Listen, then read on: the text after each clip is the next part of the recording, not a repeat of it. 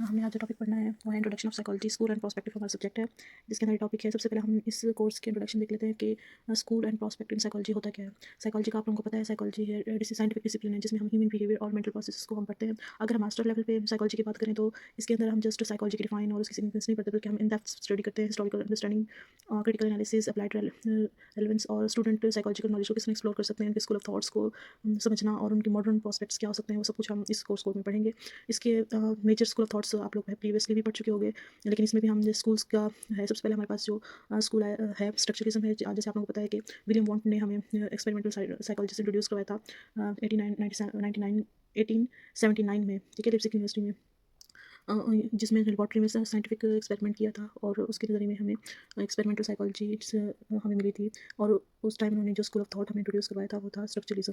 Structuralism का basically जो founder है वो विलियम बॉन्ट है, लेकिन इसको डेवलप जो किया था टीचर ने किया था। और इसके अंदर बेसिक फोकस जो हमारा है स्ट्रक्चर ऑफ माइंड, मतलब स्ट्रक्चर ऑफ कॉन्शियस एक्सपीरियंसेस का है। और इसमें हम इंट्रोस्पेक्शन को पढ़ते हैं। इंट्रोस्पेक्शन होता क्या है? इंट्रोस्पेक्शन है स्टडी विद इन सेल्फ, ठीक है। और हम अपनी सेल्फ की जो स्टडी होती है, इसके अंदर जो इंट्रोस्पेक्शन ली गई थी स्ट्रक्चरलिज्म के अंदर, ये थी एक्सपर्टीज़ की। जो एक्सपर्ट थे उनकी स्टडीज़ ली गई थी, और यही इसकी लिमिटेशन थी कि इसका जो वर्क था वो सब्जेक्टिव था और अनरिलायबल था। और दूसरा हमारे पास सेकंड स्कूल ऑफ थॉट जो है वो है फंक्शनलिज्म। जब स्ट्रक्चरलिज्म को फेल हुआ था तब हमारे पास दूसरा स्कूल ऑफ थॉट आया था, वो था फंक्शनलिज्म। फंक्शनलिज्म को का फाउंडर विलियम जेम्स है। इसका बेसिक फोकस जो है उस function of conscious experience, function of mind भी हम इसको कहते हैं। इसका एम्फेसिस था अडेप्टेशंस, पर्पस और survival of influence, educational psychology and applied psychology.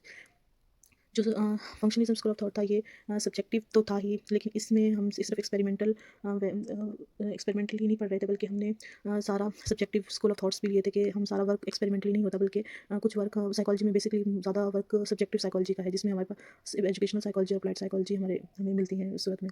उसके बाद हमारे पास है बिहेवियरिज्म। बिहेवियरिज्म जो है स्टडी ऑफ बिहेवियर है। इसको हमें इंट्रोड्यूस किया था जो जी.बी. वॉटसन ने, बी.एफ. स्किनर, पैवलोव, इन सब ने बिहेवियरिज्म पे काम किया है। इसका बेसिक फोकस ऑब्जर्वेबल बिहेवियर्स पे था। इन्होंने इंट्रोस्पेक्शन को बिल्कुल इग्नोर किया था। इन्होंने रिजेक्ट कर दिया था कि इंट्रोस्पेक्शन कुछ नहीं होता, बल्कि जो स्टडी होती है वो ऑब्जर्वेबल बिहेवियर्स की होती है। उसके बाद इसका एम्फेसिस था लर्निंग पे, कंडीशनिंग पे और एनवायरनमेंट पे। तो जो जो इन्होंने थ्योरीज दी थी वो लर्निंग पे दी थी, कंडीशनिंग पे दी थी और एनवायरमेंटल फैक्टर्स पे दी थी कि वो किस तरह हमारे बिहेवियर को चेंज कर सकते हैं। उसके बाद हमारे पास गेस्टाल्ट साइकोलॉजी है। गेस्टाल्ट साइकोलॉजी को सिर्फ एक फिलोसफर ने नहीं दिया था, इसमें वेलमेंथ और कोलर और कॉफ, ये तीन थे, कॉफका, तीन हमारे पास फिलोसफर्स थे जिन्होंने इस पे काम किया था। और इसका फोकस परसेप्शन और प्रॉब्लम सॉल्विंग पे था। जो इसमें बेसिक प्रिंसिपल है वो ये था कि whole is greater than sum of its aspects, मतलब जो पार्ट्स हैं उनसे हमेशा होल ज़्यादा होता है। और जब हम इसे पढ़ेंगे तो हम इस डिटेल में जानेंगे इसके अंदर बेसिकली है क्या। उसके बाद हमारे पास है साइकोएनालिसिस। साइकोएनालिसिस को सिग्मंड फ्राइड ने इंट्रोड्यूस कराया था, और इसमें इसका जो बेसिक फोकस था वो कॉन्शियस प्रोसेस थे। इसका concept ego, super ego, structure of mind, structure of personality, और इसके अलावा इसने थेरीज भी दी थी। इसकी साइको सेक्शुअल स्टेजेस भी थी, जिसमें ओरल, एनल, फेलिक लेटेंसी और जेनिटल स्टेज थी। उसके बाद इसके डिफेंस मैकेनिज्म भी है जो हम फर्दर स्टडी करेंगे नेक्स्ट चैप्टर्स में। इसका बेसिक एम्फेसिस था चाइल्डहुड ट्रॉमास, यानी चाइल्डहुड में जो हम बचपन में एक्सपीरियंस करते हैं चीज़ें वो। उसके बाद हमारे पास ह्यूमनिस्टिक साइकोलॉजी लास्ट है। उसमें हम ह्यूमनिस्टिक साइकोलॉजी में हमारे पास कॉल रॉजर्स की थ्योरी है, एब्राहम मैस्लो, इसने हमें ह्यूमनिस्टिक साइकोलॉजी के बारे में बताया था, मतलब ये इनको फाउंडर भी कह सकते हैं ह्यूमनिस्टिक साइकोलॉजी का। इसका basic focus free will, self actualisation, जो मैस्लो की थ्योरीज हैं, उसमें इसने हिरार्की थ्योरी दी थी। इस तरह कॉल रॉजर की फ्री विल है, इसने बताया था, जो हम फर्दर पढ़ेंगे नेक्स्ट चैप्टर्स में। एम्फेसिस था इसका पर्सनल ग्रोथ और पॉजिटिव पोटेंशियल पर। उसके बाद हमारे पास है कोग्निटिव साइकोलॉजी। कोग्निटिव साइकोलॉजी का जो बेसिक फोकस है वो है मेंटल प्रोसेसेस, जो हमारी थिंकिंग, मेमोरी और लैंग्वेज डेवलपमेंट में आ जाता है। उसके बाद इसका इन्फ्लुएंस जो है वो साइंस, न्यूरो साइंस में था, और इसका फाउंडर हम जेन पियाजे है। पियाजे की जो थीरीज हैं वो साइको डेवलपमेंटल थ्योरीज हैं, जिसमें इसमें एजुकेशनल साइकोलॉजी में भी हम पियाजे की थ्योरीज को पढ़ते हैं। उसके बाद हमारे पास मॉडर्न पर्सपेक्टिव्स इन साइकोलॉजी क्या हैं, जो मॉडर्न पर्सपेक्ट्स हैं जिसके जरिए हम साइकोलॉजी को समझते हैं, वो कौन कौन से हैं। सबसे पहले बायोलॉजी की, जो इंसान की बायोलॉजी है उसमें ब्रेन है, जेनेटिक्स है, न्यूरोकेमिस्ट्री है, जो हमें साइकोलॉजी को समझने में, उसकी अंडरस्टैंडिंग में बहुत ज़्यादा मदद करते हैं। उसके बाद हमारे पास बिहेवियर है। बिहेवियर हम साइकोलॉजी में लर्निंग और कंडीशनिंग के थ्रू पढ़ते हैं। उसके पास कॉग्निटिव पर्सपेक्टिव है। कॉग्निटिव हमेशा इन्फॉर्मेशन प्रोसेस से ही रिलेटेड होता है। साइकोडायनेमिक जो है अनकॉन्शियस माइंड या मोटिवेशन भी कह सकते हैं हम इसको। ह्यूमनिस्टिक पर्सपेक्टिव हम पर्सनल ग्रोथ की जो होती है उससे रिलेटेड। साइको कल्चर पर्सपेक्टिव हमारे पास कल्चर और सोशल कॉन्टेक्ट, जो हमारी सोसाइटी से रिलेटेड जो भी कॉन्टेक्ट्स होते हैं वो हम साइको कल्चरल पर्सपेक्टिव में पढ़ते हैं। उसके बाद हमारे पास एवोल्यूशनरी पर्सपेक्टिव है, उसमें अडेप्टेशंस बिहेवियर, मतलब जो हम अपने फोर फादर्स से इनहेरिट करते हैं बिहेवियर या कैरेक्टरिस्टिक्स, वो सारी हमारी एवोल्यूशनरी पर्सपेक्ट्स में आ जाती हैं। अब हम प्रॉपर साइकोलॉजी को डिफाइन करेंगे, साइकोलॉजी है क्या। आप अभी तक जो हमने पर्सपेक्ट्स पढ़े हैं, स्कूल्स पढ़े हैं, उनमें आप लोगों को अंदाजा हो गया होगा कि स्कूल्स एंड पर्सपेक्ट्स क्या है। Psychology scientific study of behaviour, mental process है, जो हमारी अंडरस्टैंडिंग कि हम किस तरह सोचते हैं, फील करते हैं और चीज़ों को परसीव करते हैं, लर्न करते हैं, और डिफरेंट सिचुएशन में किस तरह तरह बिहेव करते हैं, वो सारा हमारा साइकोलॉजी में आ जाता है। इसके क्लासिकल जो इसकी डेफिनेशंस है विलियम वॉन्ट ने दी है, विलियम जेम्स ने दी है, बाकी और फिलोसफर्स ने दी है, लेकिन हमने इधर इनको डिस्कस किया है कि विलियम वॉन्ट ने क्या था। जो आपको पता है कि विलियम वॉन्ट ने एक्सपेरिमेंटल साइकोलॉजी के बारे में बताया था। इसकी जो सारी स्टडी थी, इसने कहा था psychology study of conscious experience. Psychology हमेशा कॉन्शियस एक्सपीरियंसेस की बेस होती है। उसके बाद विलियम जेम्स ने जो हमें थ्योरी दी थी, उसमें कहा था psychology science of mental life including phenomena and conditions की। जो साइंस साइकोलॉजी एक साइंस है जो हमारी मेंटल लाइफ और हमारे जो कंडीशंस में जिस तरह हम बिहेव करते हैं उसके बारे में हमें बताती है। जो हमारी ओवर डिफाइंड डेफिनेशन है जो हम बुक्स में पढ़ते हैं वो साइकोलॉजी की है कि साइकोलॉजी एक साइंटिफिक डिसिप्लिन है जो हमें ऑब्जर्वेबल और बिहेवियर और मेंटल प्रोसेसेस के बारे में, जैसे हम सोचते हैं, हमारे इमोशंस, हमारी मेमोरी, परसेप्शन, मोटिवेशन, इन सब के बारे में। उसके अलावा साइकोलॉजी दो की जो साइकोलॉजी एक टर्म है जो दो लफ्ज़ों से मिलकर बनी है, जिसमें साइको और लॉजी है। साइको का मतलब सोल, माइंड और स्पिरिट है, जबकि लॉजी हम कहते हैं स्टडी को, साइंस की भी या नॉलेज कोई भी स्टडी। तो इन दोनों का जो हम कंबाइन होता है कि हम स्टडी कर रहे हैं माइंड की या सोल की। उसके बाद हमारे पास स्कोप है साइकोलॉजी का। साइकोलॉजी को हम डिफरेंट ब्रांचेस की सूरत में पढ़ते हैं, जिसमें general psychology, clinical psychology, counselling psychology, educational psychology, developmental psychology, social psychology, industrial organisational psychology, health psychology, neuro psychology, ये सारी साइकोलॉजी की ब्रांचेस हैं जो हम जिनके अंदर हम साइकोलॉजी के डिफरेंट रूल्स हैं और डिफरेंट तरीके हैं जिनके अंदर साइकोलॉजी को मुख्य तरीकों से इंप्लीमेंट किया जाता है। इस तरह क्लिनिकल साइकोलॉजी, इसका क्लिनिकल जिसमें साइकेट्रिस्ट के साथ काम करते हैं और वो लोगों की मेंटल हेल्थ के बारे में कंसर्न होते हैं। इस तरह काउंसलिंग में ग्रुप काउंसलिंग की जाती है, बच्चों की काउंसलिंग की जाती है, उसके बारे में हम बताते हैं। और एजुकेशनल साइकोलॉजी में ज़्यादातर चाइल्ड साइकोलॉजिस्ट होते हैं, अडल्ट साइकोलॉजिस्ट जो हमें एजुकेशन से रिलेटेड उसकी इंपॉर्टेंस के बारे में बताते हैं। डेवलपमेंटल साइकोलॉजी में जो इंसान पैदा होता है तब से लेकर उसके मरने तक के तमाम स्टेजेस को स्टडी किया जाता है, जिसमें उनके डिफरेंट स्टेज पे क्या उनके इमोशंस, उनकी हेल्थ होती है, उनको सबको डिस्कस किया जाता है। इसके अलावा और भी जो ब्रांचेस हैं साइकोलॉजी की वो इंपॉर्टेंट हैं जिनमें हम स्टडी करते हैं साइकोलॉजी को। इसके बाद हमारे पास है सिग्निफिकेंस ऑफ साइकोलॉजी। साइकोलॉजी की सिग्निफिकेंस क्या होती है, इसकी अहमियत क्या होती है, हम क्यों साइकोलॉजी को पढ़ते हैं, इसमें हमें क्या चीज़ है जिसको हमें लर्निंग की ज़रूरत होती है। लेकिन साइकोलॉजी एक साइंटिफिक डिसिप्लिन है जो हमें अंडरस्टैंडिंग, एक्सप्लेनिंग, प्रेडिक्टिंग और मॉडिफाइंग ह्यूमन बिहेवियर और मेंटल प्रोसेसेस के में काफ़ी हेल्प करता है कि जो हमारे मेंटल प्रोसेसेस हैं, ह्यूमन बिहेवियर है, हम उसको किस तरह समझ सकते हैं, उसको किस तरह प्रेडिक्ट कर सकते हैं, उसको किस तरह एक्सप्लेन कर सकते हैं। इसी तरह ये हमारी सोसाइटी में, हमारी एजुकेशनल लाइफ में, हमारी हेल्थ में, हमारे प्रोफेशनल फील्ड में वो हमें किस तरह हेल्प कर सकता है। इसमें सबसे पहले है कि हम ह्यूमन बिहेवियर को अंडरस्टैंड किस तरह कर सकते हैं। कि जैसे हमारी वर्क लाइफ है वो डिफरेंट लाइफ है और हमारी जो होम लाइफ है वो डिफरेंट है, तो उसमें डिफरेंट सिचुएशंस हैं, उनको हम किस तरह हैंडल कर सकते हैं। देखिए हर इंसान एक दूसरे से मुख्तलिफ है, हर इंडिविजुअल डिफरेंसेस की वजह से, पर्सनल डिटेल्स की वजह से, इमोशन, मोटिवेशन, इंटेलिजेंस हर किसी की एक दूसरे से मुख्तलिफ है। तो उसको समझने के लिए सबसे पहले हमें साइकोलॉजी इस चीज़ में हेल्प करती है कि हम ह्यूमन बिहेवियर को किस तरह अंडरस्टैंड करते हैं। उसके बाद है self understanding and personal growth.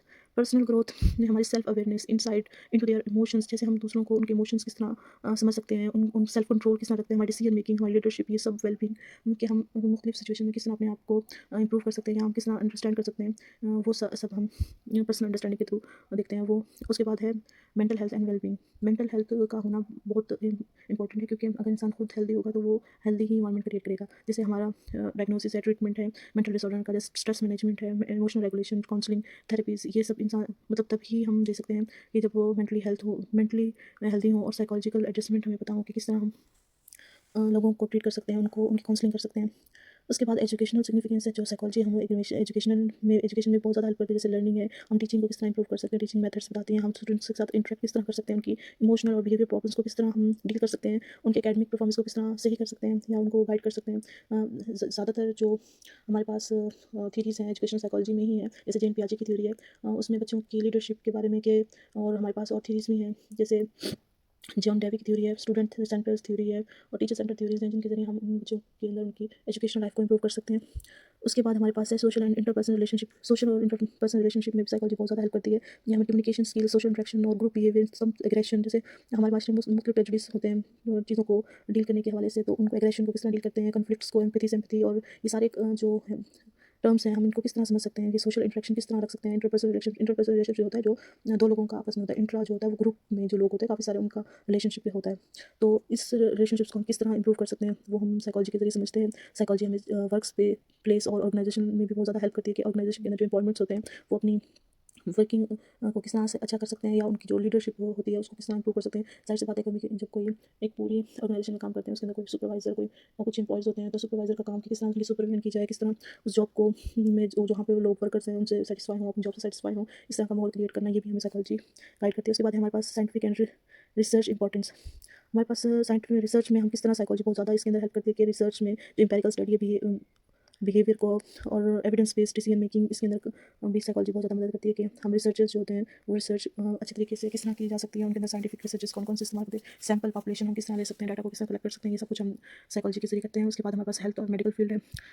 मैंने भी थोड़ी देर पहले आपको बताया कि जो क्लिनिकल साइकोलॉजी है इसके अंदर हम जो पेशेंट हैं उसको उनको डील किया जाता है, उनकी मेंटल हेल्थ के बारे में। इस तरह हमारे पास हेल्थ साइकोलॉजी है, उसके अंदर हम माइंड और बॉडी रिलेशनशिप, उनकी मैंने क्रोनिक इलनेस कहते हैं, जो बहुत ज़्यादा स्ट्रेसफुल कंडीशन होती है उसको डील करना। उसके बाद हेल्दी लाइफस्टाइल, जो हेल्दी लाइफस्टाइल होता है वो इंसान को हर मेंटल इलनेस से बचाता है और वो स्ट्रेस डिप्रेशन से दूर रखता है, तो उसको किस तरह मेंटेन करता है वो भी हमें यहाँ साइकोलॉजी के जरिए पता चलता है। उसके बाद है सोशल प्रॉब्लम सॉल्विंग जस्ट एक प्रॉब्लम सॉल्विंग नहीं है, इसके अंदर हम क्रिमिनल्स को एड्रेस करते हैं, एडिक्शन के जो लोग होते हैं, सब्सटेंस अब्यूज़, जो मुख्तलिफ एडिक्शंस में होते हैं, जैसे अल्कोहल हो गई, स्मोकिंग, और वो ये एडिक्शन उनकी फैमिली को किस तरह डिस्टर्ब कर रही होती है, उनकी पर्सनल हाइजीन के प्रॉब्लम्स होते हैं और फैमिली प्रॉब्लम्स, वो भी हम साइकोलॉजी के जरिए डील करते हैं।